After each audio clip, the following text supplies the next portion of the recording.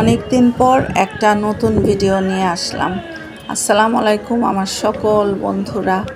তো দেখো, আমরা একদম নদীর মাঝখানে, নদী সমুদ্র মিলে গেছে এখানে।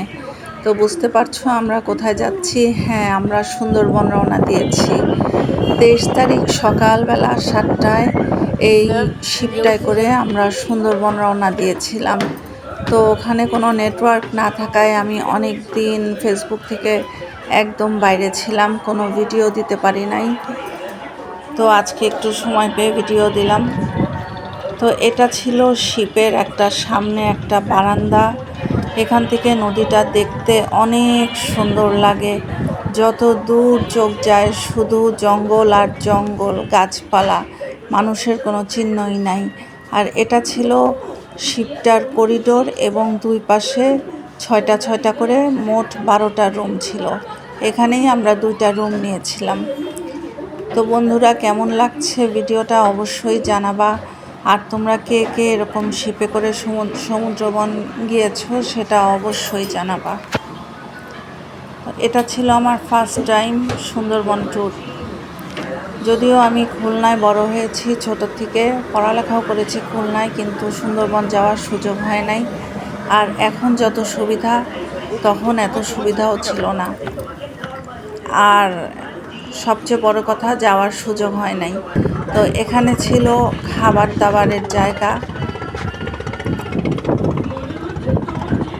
আর আমি এখন 3 তলায় উঠেছি। এখানে হলো এই জাহাজের ক্যাপ্টেন জাহাজ চালায়, জাহাজ চালানোর জায়গাটা তোমাদেরকে দেখালাম। তো আশেপাশে যত কয়টা শিপ দেখছো, এগুলো সব সুন্দরবন রওনা দিয়েছে এবং প্রায় 30টা শিপ। এখানে 30টা শিপ। আমরা 23 তারিখ সকালবেলা সবাই একসাথে রওনা দিয়েছিলাম। এবং সবচেয়ে মজার ব্যাপার হলো কোনো শিপ আলাদা হয় না। আর এখানে ছোট্ট একটা কফি কর্নার ছিল। তো এই যে শিপটা দেখা যাচ্ছে, এটা সবচেয়ে বড়।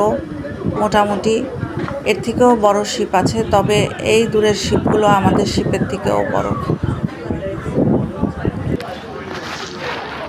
আর নদীতে যত দূর চোখ যায় শুধু পানিই দেখা যায়, কোনো মানুষের চিহ্নই নাই। তো আমরা এখন একদম উপরে উঠে এসেছি ব্রেকফাস্ট করার জন্য।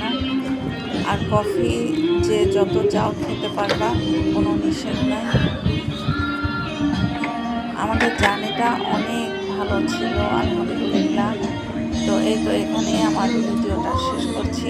আবার পরবর্তী ভিডিও নিয়ে আবার আসবো।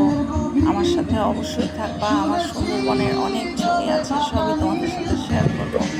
তো আল্লাহ হাফেজ, আসসালামু আলাইকুম।